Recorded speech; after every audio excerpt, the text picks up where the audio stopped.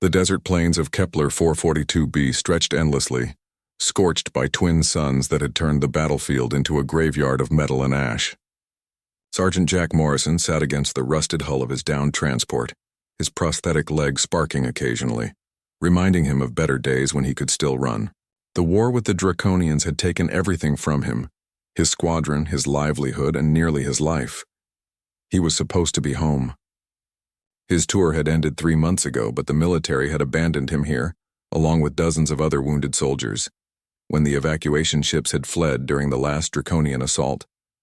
Now he survived on scraps, rationed water, and the slim hope that a rescue convoy might eventually remember they existed. Jack's canteen sloshed, half full. Maybe 3 more days if he was careful. He pressed it to his cracked lips, allowing himself only the smallest sip when he heard it, a low, rasping groan that didn't sound human.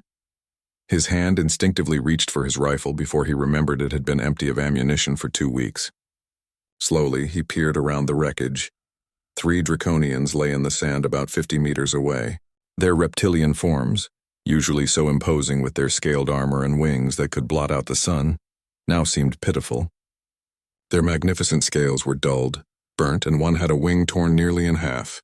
They weren't moving much, just the shallow breathing of creatures on the edge of death. These were the enemy.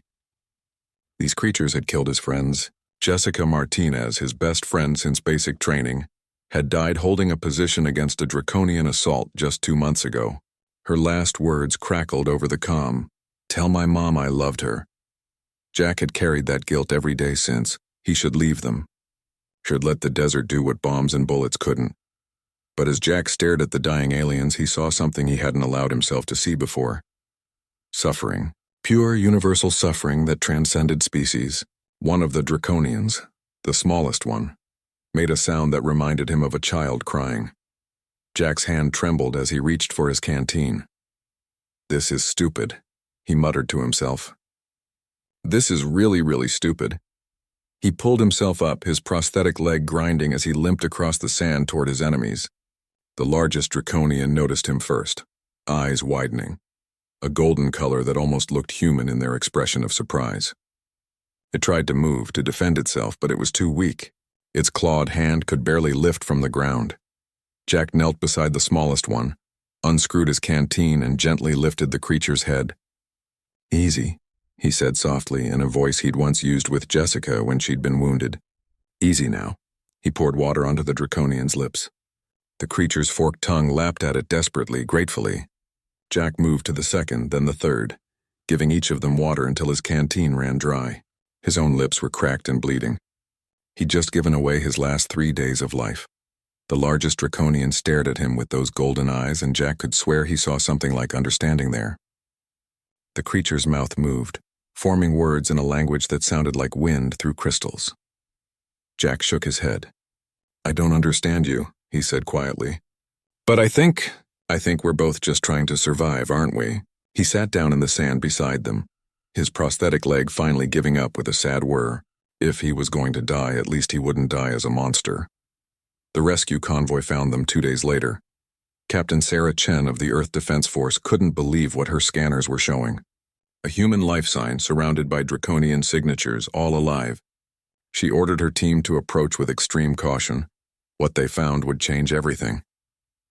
Jack Morrison lay unconscious but alive, covered by the wings of 3 Draconians who had shielded him from the scorching suns.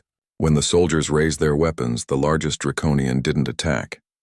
Instead, it carefully, deliberately moved aside and gestured to Jack with what could only be described as protective concern. Captain Chen lowered her weapon slowly. "Medical team now!" she shouted. As the medics worked on Jack, the Draconians watched but didn't interfere. The smallest one made that crying sound again, and Chen realized it was young, possibly just a juvenile. Through the universal translator they'd never successfully used before, Chen attempted communication. "Why?" she asked the largest Draconian. "Why protect him?" The Draconian's voice came through, deep and resonant. "He gave water when he had none to give. He showed mercy when war taught him hatred. This human reminded us of what we had forgotten, that honor exists beyond battle. That compassion is not weakness." The Draconian fixed its golden eyes on Chen. We have been fighting you humans for 6 years. We thought you were monsters who knew only destruction. But this one soldier, with nothing left to lose, taught us that even in war there can be humanity. If humans can show mercy to their dying enemies, then perhaps we have been wrong about everything." News of the incident spread through both human and draconian command like wildfire. The image of Jack Morrison, a poor veteran with a broken prosthetic leg sharing his last water with the enemy, became a symbol. Both sides began asking the same question: what were they actually fighting for? 6 months later, Jack stood, on a new prosthetic leg, at the signing of the Treaty of Kepler 442b.